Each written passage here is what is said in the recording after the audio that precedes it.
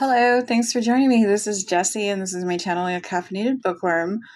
So, as I mentioned on one of my earlier videos, I drove up to Columbus this week to clear out my desk at the central office because I have gone to work from home full time.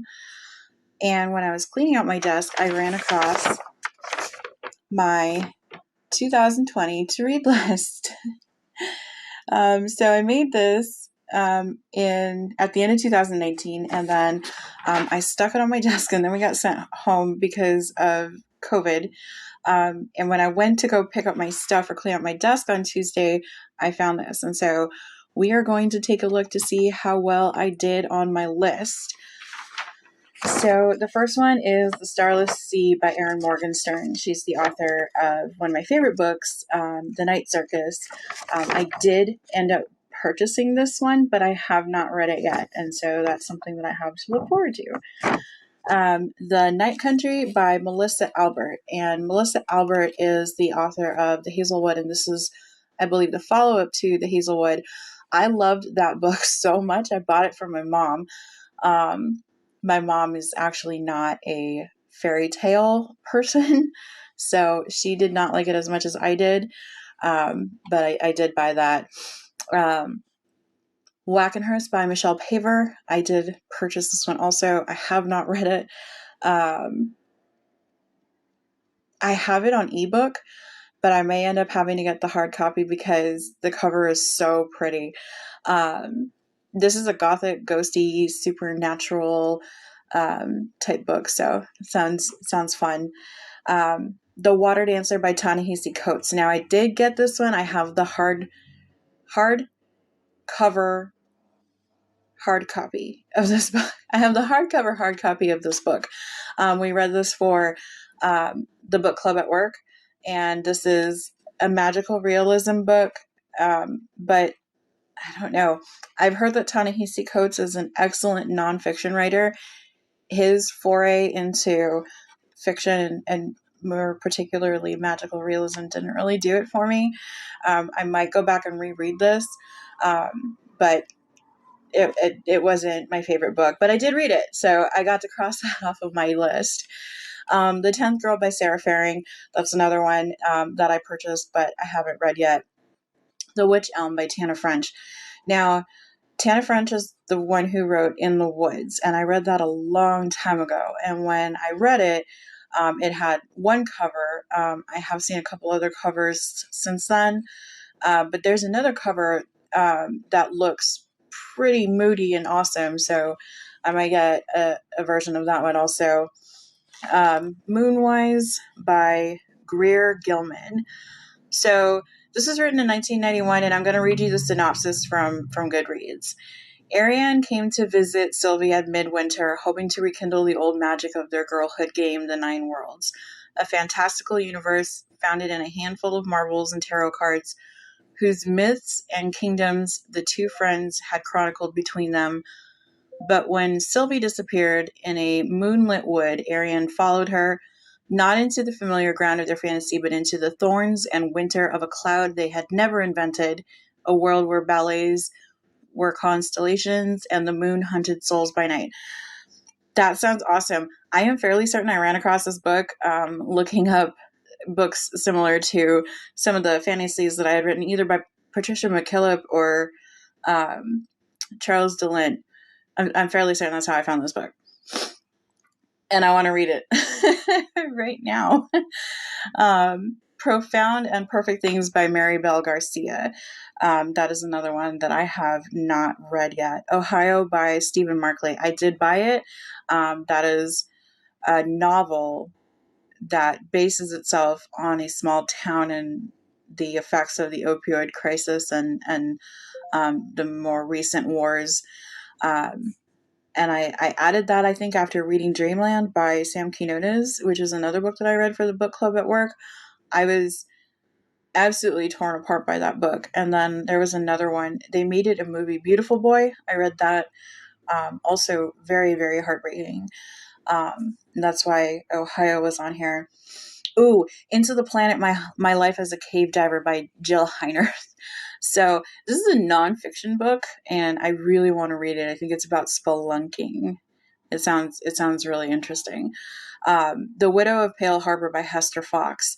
I don't have it. I haven't read it. The 10,000 Doors of January by Alix E. Harrow. I have it. Haven't read it. The World That We Knew by Alice Hoffman. Now, I did go and borrow this from the library. I think it was one of the times that I went to go visit John while he was working at the library, and actually tomorrow's his last day with the Delaware County District Library System. He is going to be starting a new venture, working for one of the towns near to us. So kudos to him for that. I think this job that he's got is going to be more to his liking than having. He liked working at the library. I think it was a little slow for him.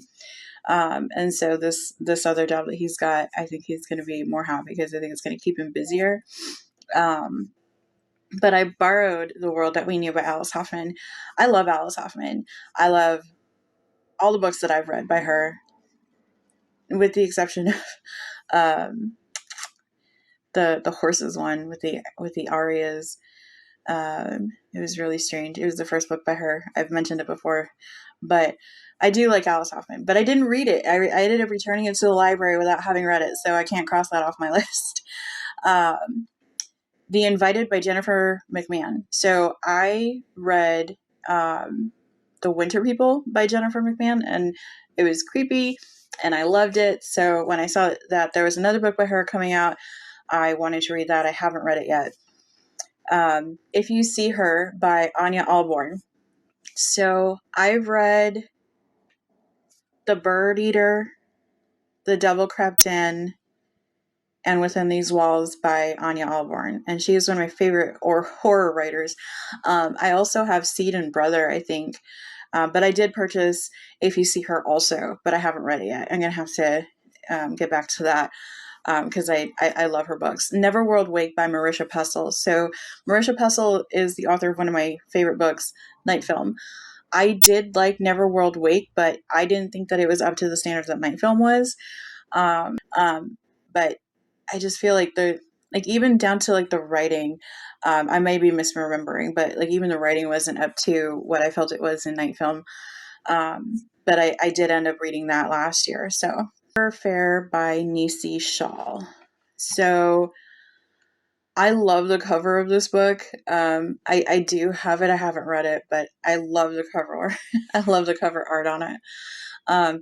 George Washington Gomez by Americo Paredes. So I think I picked this up after my Mexican American literature class, and when I was getting my associate's degree. So I'm going to read you the synopsis from Goodreads. In the 1930s, Americo Paredes, the renowned folklorist, wrote a novel set to the background of the struggles by Texas Mexicans to preserve their property, culture, and identity in the face of Anglo-American migration to and growing dominance over the Rio Grande Valley. For his epic novel, Paredes chose the title that is as ironic as the protagonist's development under the pressures of cultural and political clashes. Episodes of guerrilla warfare, land grabs, racism, jingoism, and abuses by the Texas Rangers make this an adventure novel as well as one of reflection on the making of modern-day Texas. George Washington Gomez is a true precursor to the modern Chicano novel. I don't know why that was so hard for me to read to you. Very sorry about that. Houdini Heart by Key Longfellow. The Ballroom by Anna Hope, and this one has a lot of covers also. These covers are going to give me like a thing for the covers. Beast of Extraordinary Circumstance by Ruth Emmy Lang. Horror Store by Grady Hendrix. I did purchase Horror Store recently. I think I haven't read it yet though. Where the Line Bleeds by Jessamine Ward. Now I think I have this book. I know I have her other books. I have Sing Unburied Sing, Salvage the Bones, The Fire this time. I'm gonna have to do a ward readathon. The Good Dream by Donna Van Leer. So I don't even remember putting this on my list or what it was about. So I had to look it up. And Goodreads says, Tennessee, 1950. Still single and in her early 30s, Ivory Walker is considered an old maid, a label she takes with good humor and a grain of salt. But when her mother dies, leaving her to live alone in the house she grew up in, to work the farm she was raised to take care of, she finds herself lost in a kind of loneliness she hadn't expected. After years of rebuffing the advances of imperfect yet eligible bachelors from her small town, Ivory is without companionship, with more love in her heart and time on her hands than she knew what to do with. At this point, I'm like, why did I add this to my to-read list? I have no idea what's going on here. But then I kept reading. But her life soon changes when a feral, dirty-faced boy who has been sneaking onto her land to steal from her garden comes into her life. Even though he runs back into the hills as quickly as he arrives, she's determined to find out who he is, because something about the young boy haunts her. What would make him desperate enough to steal and eat from her garden? But what she can't imagine is what the boy faces each day and night in the filthy lean-to hut miles up in the hills. Who is he? How did he come to live in the hills? Where did he come from? And more importantly, can she save him? As Ivory steps out of her comfort zone to uncover the answers, she unleashes a firestorm in the small town community that would rather let secrets stay that way. This sounds good, and I probably, just by finishing reading the synopsis on Goodreads, it sounds like I may have ran across this after either reading The Bookwoman of Troublesome Creek or Where the Crawdads Sing, because it sounds like it might be along the vein of those. So I know why it's on my to-read list now, but I had completely forgot about it.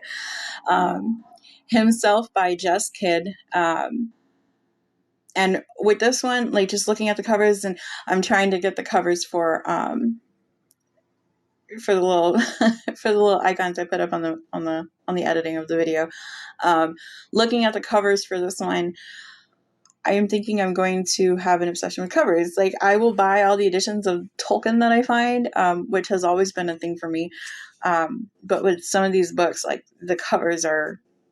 the different covers are all amazing. And so, like, depending on how much I like the book, I might have to get multiple editions of them. Getting Mother's Body by Susan Laurie Parks. It's about a woman who is single and pregnant and looking for buried treasure. Sounds fun. Captivating anyway. Catch-22 by Joseph Heller. I'm not going to put all the different covers of this book because there's myriad covers of this book. But I think I added this when I was trying to add some classic books to my to-read list. I did recently see a video by Sick of Reading, which I will link down below, where she went over how many classics she's read, and then she also said that she is planning on reading 30 classics by the time she turns 30. That's a hefty goal, because I'm not always in the mood to read classics, so I wish her well on that, and I will maybe attempt to do something similar to that, but right now I'm just so deep into Malazan, Book of the Fallen. I don't foresee trying to make a foray into classics anytime soon. 100 Years of Solitude by Gabriel Garcia Marquez. This is on there because magical realism. And then Moonheart by Charles de Lint. And this is another one that has like some pretty interesting covers, but I added this because I have his book, Isaac Leaves. And I will also link the video below for Brian Lee Durfee's video where he reviews The Onion Girl, I believe is the name of the novel. But I love his review. And he knows Charles de Lint. And so I'm a wee bit jealous. But that's pretty awesome. And he was actually, I think, co-featured with Charles de Lint in some event or another. Charles de Lint was the author, and Brian Lee Durfee, who was doing book covers at that time, he was illustrating book covers. He was the featured illustrator at that time, and that's how he met Charles de Lint. Really interesting story. So I'm going to link that below so you can go watch it. So out of these books, let's see, how many were there? 1, 2, 3, 4, 5, 6, 7, 8, 9, 10, 11, 12, 13, 14, 15, 16, 17, 18, 19, 20, 21, 22, 23, 24, 25, 26, 27, 28, 29. Out of 29 books, I read 2. That is less than 10% of the books that I plan to read for 2020. So my entire foreseeable reading future is going to be dedicated to the Malazan Book of the Fallen. So I'm going to have to rework my future to read lists once I'm done with that. But having read the first two books, I'm almost done with Dead House Gates. Having read the first two books of the Malazan Book of the Fallen, it is giving me like deep nostalgia for the Wheel of Time, and not because they're so similar in stories. That's not what I'm getting at here. They're vastly different, but just that deep, immersive, epic, sweeping fantasy world where the world and the everything within the world, the people, the characters, the minutia of their lives is so well thought out and put down on paper that it kind of takes over my waking thoughts. And I mean, really, I've read series before, but nothing so long as The Wheel of Time or the Malazan Book of the Fallen. And so it's getting me back into that mindset where that's all I think about. And so I know it's a heavy endeavor, but I mean, there's some standalone books that I want to read. There's maybe some duologies and some trilogies that I want to read. But I'm really thinking that once I'm done with Malazan Book of the Fallen, I'm gonna go back and I'm gonna start Wheel of Time over and get through the 14 books, because I read the first 7 when I was in middle school. I know I've mentioned this before. I've read the first 7 when I was in middle school. There wasn't a book 8 yet at the time. I kind of fell off the Wheel of Time wagon. I mean, I always talked about it after that, but I never got back to reading it. I didn't want to start with book 8 and go forward, decades later. So that's definitely something that I want to start over. I want to make it through that whole series because I remember just absolutely loving it. So thanks for going through this journey with me as I look through my 2020 TBR and realize how completely I failed at that to read list. You guys have a wonderful day.